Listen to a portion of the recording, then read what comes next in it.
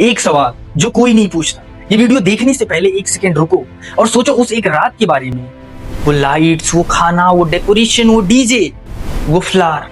क्या तुमने कभी सीरियसली सोचा ये सब किसके लिए था? दूल्हा दुल्हन के लिए या उनके रिलेटिव के लिए जो कल सुबह अपनी जिंदगी में वापस लौट जाएंगे? आज मैं तुमसे वो बात करूंगा जो कोई ओपनली बात ही नहीं कर रहा, क्योंकि इंडियन वेडिंग सिर्फ एक इवेंट नहीं है, ये एक प्रेशर मशीन है और ये मशीन मिडिल क्लास फैमिलीज को तोड़ के रख देती है। और बुरी बात तो ये है कि ऐसे सिचुएशन में होने के बाद भी लोग स्माइल करते हुए घूमते हैं। इंडिया का सबसे बड़ा डर ये है कि लोग क्या कहेंगे। तुमसे सीधा पूछता हूँ, तुम्हारे घर में कोई भी बड़ी डिसीजन कब ली जाती है? जब तुम्हारे घर का बजट होता है या जब तुम्हारे रिलेटिव्स का प्रेशर होता है? इंडिया में एक यूनिक चीज है, हम अपने शादी का डिसीजन अपने पैसे से नहीं, पड़ोसी की वेडिंग से कंपेयर करके लेते हैं। उनकी बेटी की शादी में 200 लोग आए थे, हमारी शादी में 200 से ज्यादा होने ही चाहिए। डेकोरेशन इतना सिंपल, लोग क्या कहेंगे? लहंगा इतना महंगा, हाँ नहीं लिया तो नाक कट जाएगी। ये डर लोग क्या कहेंगे इंडिया का सबसे महंगा इमोशन है और मिडिल क्लास इसका सबसे बड़ा शिकार है। वो ना इतना अमीर है कि इसे इग्नोर कर सके और ना इतना गरीब कि सब माफ हो जाए। वो एग्जैक्टली उस जगह है जहां सोसाइटी का प्रेशर सबसे ज्यादा है। और एक बात जरूर याद रखना, सोसाइटी तुम्हारी वेडिंग जरूर जज करेगी लेकिन तुम्हारी ईएमआई कभी नहीं भरेगी।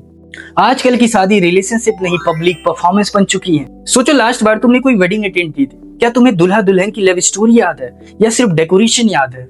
फूड याद है, डीजे ट्रैक याद है? यही प्रॉब्लम है, इंडियन वेडिंग अब एक रिलेशनशिप सेलिब्रेशन नहीं, एक परचेजिंग पावर शोकेस बन गई है। Luxury decoration, drone cinematography, celebrity makeup artist, designer outfit, helicopter entry, imported flower. पहले लोग शादी में आने से पहले ये पूछते थे कि कपल कौन है, कैसे हैं, और अब पूछते हैं कि वेन्यू कहाँ पे है और कैसा है। और जो लोग ये सारी चीजें अफोर्ड कर भी नहीं सकते वो भी करते हैं, एफडी तोड़कर, लोन लेकर, गोल्ड बेचकर, क्योंकि ना करना एक सोशल स्टेटमेंट है। ये स्टेटमेंट है हम इंफीरियर हैं। तुम इमेजिन कर सकते हो कि ये डर इतना बड़ा है कि लोग अपनी पूरी जिंदगी की कमाई बस एक रात में लगा देते हैं। एक बार सोच कर देखो, सिर्फ एक दिन के लिए राजा और रानी वाला फील लेने के लिए लोग अपने सालों की फाइनेंशियल पीस को सैक्रिफाइस कर देते हैं। चलो देखते हैं उस वेडिंग इंडस्ट्री की जो तुम्हारी इनसिक्योरिटी को कैसे यूज करती है। एक सिंपल एग्जांपल लो, एक नॉर्मल व्हाइट फ्लावर का बुके है जिसकी प्राइस 2000 है। अब उसी को bridal floral arrangement with premium imported Bloom बोल दे तो इसकी प्राइस 18,000 बन गई। सेम फ्लावर सेम काम, सिर्फ वर्ड बदलने पे इतना बड़ा डिफरेंस आ गया। ये फॉर्मूला पूरी वेडिंग इंडस्ट्री में अप्लाई होता है। Dream wedding, royal experience, once in a lifetime celebration. ये सिर्फ मार्केटिंग नहीं है, ये एक साइकोलॉजिकल टारगेटिंग है। वो जानते हैं कि तुम्हारा सबसे बड़ा डर क्या है, लोग क्या कहेंगे, और वो उस डर को तुम्हें सेल करते हैं। सोशल मीडिया का इसमें बड़ा हाथ है। आजकल के कपल शादी प्लान नहीं कर रहे, रील प्लान कर रहे हैं। Pre wedding shoot, cinematic video, drone entry, सब कुछ इंस्टाग्रामेबल होना चाहिए। जो नहीं कर सकते वो भी कर रहे हैं, नहीं किया तो आउटडेटेड लगेगा। एक बात याद रखना, तुम्हारा दर्द उनका प्रोडक्ट है और तुम्हारी इनसिक्योरिटी उनका बिजनेस मॉडल। अब बात करते हैं उस सेक्शन की जहां पेरेंट्स अपनी पूरी जिंदगी की कमाई बस अपने बच्चों की शादी पे लगा देते हैं। इसके बारे में लोग बात नहीं करते, लेकिन ये सबसे दर्द वाला हिस्सा है। इंडियन पेरेंट जो अपनी पूरी जिंदगी एक गोल के लिए जीते हैं कि अपने बच्चों की शादी बहुत धूमधाम से करवाएंगे। रिटायरमेंट फंड शादी में गया, मेडिकल सेविंग शादी में गया, इमरजेंसी फंड वो भी शादी में गया। पर क्यों? सिर्फ इसलिए कि रिलेटिव के सामने झुकना ना पड़े, इज्जत बची रहे। हमारी तो बस एक ही बेटी है, शादी यादगार होनी चाहिए क्योंकि इज्जत का सवाल है। ये लाइन किसने सिखाया इन्हें? सोसाइटी ने, कल्चर ने? नहीं, जनरेशन से चलती आ रही है ये कंडीशनिंग और अब इसे बदलने का टाइम आ गया है। लेकिन इन्हें तो पता भी नहीं है कि ये एक मैनिपुलेशन है। इन्हें तो लग रहा है कि ये हमारी बेटी के लिए हमारा प्यार है, पर असलियत में अपनी पूरी जिंदगी की सिक्योरिटी बस एक रात पे लगा दे रहे हैं। ये रात तो आज खत्म हो जाएगी लेकिन जिंदगी नहीं।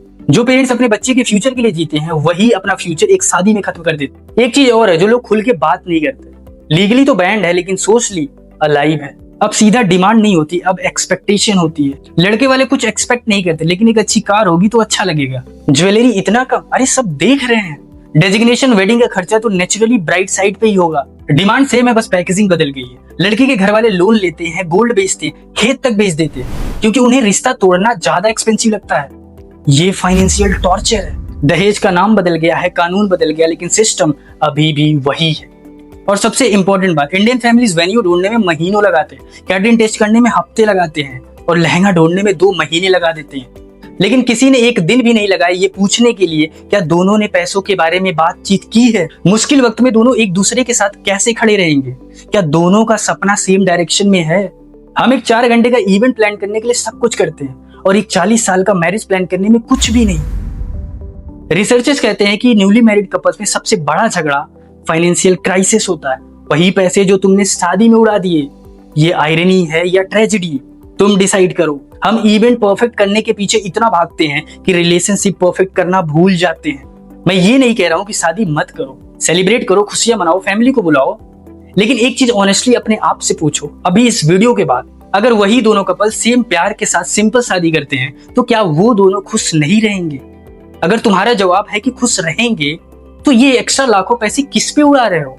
सोसाइटी के लिए, रिलेटिव के लिए, या उन लोगों के लिए जो कल सुबह अपनी जिंदगी में वापस लौट जाएंगे? मैं तुम्हें जज नहीं कर रहा हूं, बस ये सोच के जाओ कि कितने डिसीजन तुमने खुद लिए हैं और कितने डिसीजन इस हवा में लिए हैं कि लोग क्या कहेंगे। अगर इस वीडियो ने तुम्हें सोचने में मजबूर किया हो तो इस वीडियो को लाइक करना, चैनल को सब्सक्राइब कर देना और इसे अपने दोस्तों में शेयर करो जिसे ये सारी चीजें सुनने की जरूरत है। जयपुर के नामी 5 स्टार होटल में बैठा हुआ हूं, एक शादी में आया था। वीडियो बनाने का पीछे रीजन है, 37,40,000 रुपए का बिल अभी साइन किया है। पैसे तो कल देंगे, लोग रुके हुए हैं रात में अभी यहाँ पर। मिलते हैं एक और नई वीडियो के साथ। मैं हूं अंकित निषाद और आप देख रहे थे रियल टॉक।